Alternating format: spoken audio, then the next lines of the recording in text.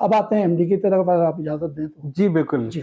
हाँ, ये बताया ना, वो क्या क्या गिद्दड़ सिंगी थी कि आप एमडी बन गए उस इदारे में, आपकी नौकरी आ रही थी ईमानदारी चक्कर में, वो बताया मुझे आप। सिंगी नहीं थी एक्चुअली। मैंने आपको बताया कि मैं अल्लाह से बड़ा मांगता था कि यार जो मेरे लिए बेहतर हो वो कर दे। हाँ ठीक है। और मेरा इससे पहले भी 2 दफा, और जैसे मैंने बताया मेरा कोई जानने वाला नहीं था, लेकिन मेरे कुछ ऐसे वेल विशर पैदा हो जाते थे जो मेरा काम देखते थे, मेरे वो देखते थे, इंडस्ट्रियलिस्ट थे बहुत से। उन्होंने मुझे कहा यार हम रिकमेंड कर देंगे फाइनेंस मिनिस्टर को कि आपका होना चाहिए। तो 2 दफा पहले भी रिकमेंड हुआ, लेकिन उन्होंने बोला यार हमने अपने दोस्त से प्रॉमिस कर लिया है। उसने बोला यार हमने इससे कर लिया। मैं ठीक, कोई बात नहीं है, मैं तो जॉब कर रहा हूँ, मेरी तो SCVP की पोजीशन है, मुझे वो नहीं है। हुआ ये, अल्लाह ताला किस तरह रास्ते बनाता है आप सोच नहीं सकते। एक साहब को चूज, जब हमारा MD चेंज हुआ तो एक साहब को ढूंढा गया बड़ी मुश्किल से दुबई में। जी हाँ। वो 20-25 साल से दुबई में डिफरेंट फॉरेन बैंकों के वो CEO थे और सीनियर पोजीशन पे थे, डायरेक्टर थे। तो उनको नॉमिनेट किया गया पाक लीबिया में। जी। वो हमारे यहाँ पाक लीबिया आए, मैं कंपनी सेक्रेटरी भी था तो मैं बोर्ड पे होता था, तो मेरे साथ मीटिंग की, फिर बोर्ड मीटिंग में 2 दफ़ा वो एज ए ना ऑब्जर्वर बैठे वहाँ पर।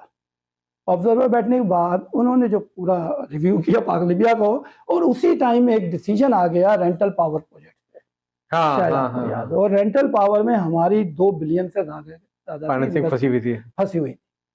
तो उन्होंने जब देखा, सारे फॉरेन बैंकर थे दुबई में काम करते, निकलने पतली गली उन्होंने से। कहा ये पाक लीबिया तो बैंकरप्ट हो गई है, क्योंकि MCR हमारी बिल्कुल खत्म हो गई थी। 2 बिलियन की MCR रह गई, 4 बिलियन की MCR वो हो गई थी, मिनिमम कैपिटल रिक्वायरमेंट में लोगों के। तो उन्होंने कहा ये तो चलेगी नहीं है, वो बैंकरप्ट हो गई है। अच्छा, इस दौरान 2 मीटिंगों में उन्होंने हमारे चेयरमैन से सारी निगोशिएशन कर ली कि मुझे ये भी चाहिए, मुझे ये भी चाहिए, मुझे ये भी चाहिए। ठीक है, अनोखा लाडला, अनोखा लाडला किसी के उस पर आ रहा था, तो उसको तो सारी चीजें देनी थी, वो सारी फाइनल हो गई। आखिरी में वो बोर्ड मीटिंग के 15 दिन 1 महीने बाद आ गया, sorry I regret to inform I can not join. अच्छा, सब कुछ मनवाने के बाद, सब कुछ मनवाने के बाद। तो हमारे एक मोहसिन थे, हमारे दोस्त थे बहुत अच्छे, उन्होंने जाकर मिनिस्ट्री में बात की कि यार आप लोग दुनिया भर से तलाश कर करके लाते हो हीरे, और यहाँ अगर पाक लीबिया का हशर देखो क्या है।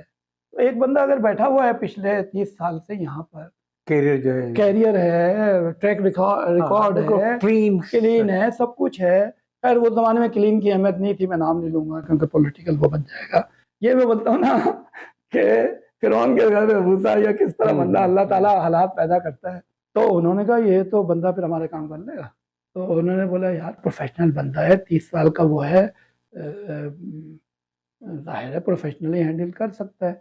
मेरा भी इंटरव्यू हुआ तो मैंने, जाहिर है झूठ तो बोलना नहीं था, तो मैंने कहा जी प्रोफेशनली जितना पॉसिबल है तो मैं हैंडल कर सकता हूँ, बट बाकी फिर आप जानते हैं लिबियंस हैं, लिबियन बोर्ड में हैं, चेयरमैन है, सारा है, तो इतना आसान नहीं होता। बोला वी डोंट नो, मतलब you are CEO, you are MD, you have to do it.